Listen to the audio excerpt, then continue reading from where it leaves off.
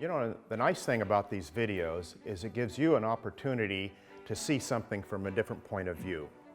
You know, for instance, the ebony pegs. You know, I know most of the other guys in the country that are well known for this sort of thing. We all do it a little different, but we all get to the same place. I would never tell you that my way is the only way. What I would tell you is my way is the best way for me at this time. Someone else shows me another way down the road that I like better, I'm abandoning the old way and I'm going with the new one.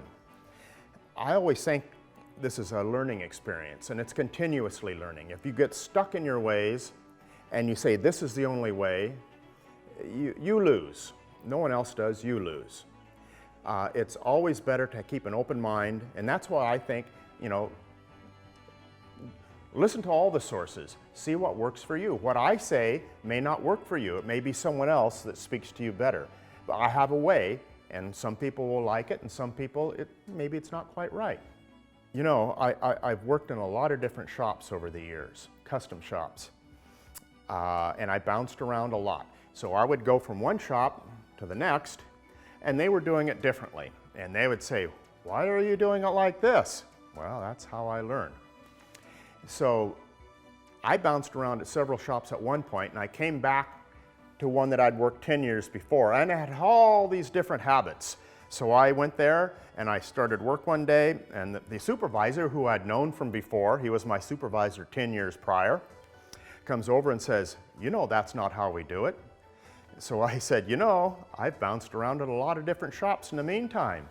And I actually convinced him that that experience I got was worthwhile, and he let me take on and do the things that worked best for me.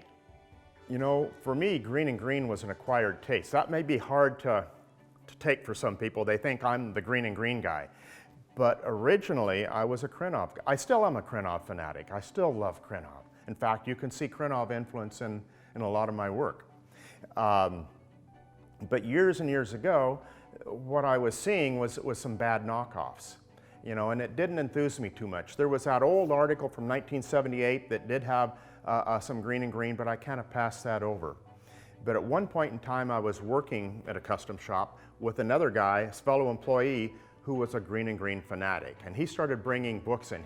At that time, I think Randall Mackinson had the only books out, and he brought all 2 or 3 Randall Mackinson books in.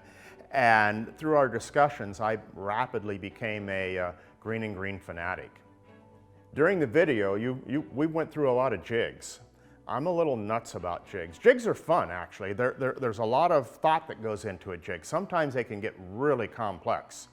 A lot of the places I worked over the years, we had to make a lot of jigs, and that was sometimes the most challenging part of a project.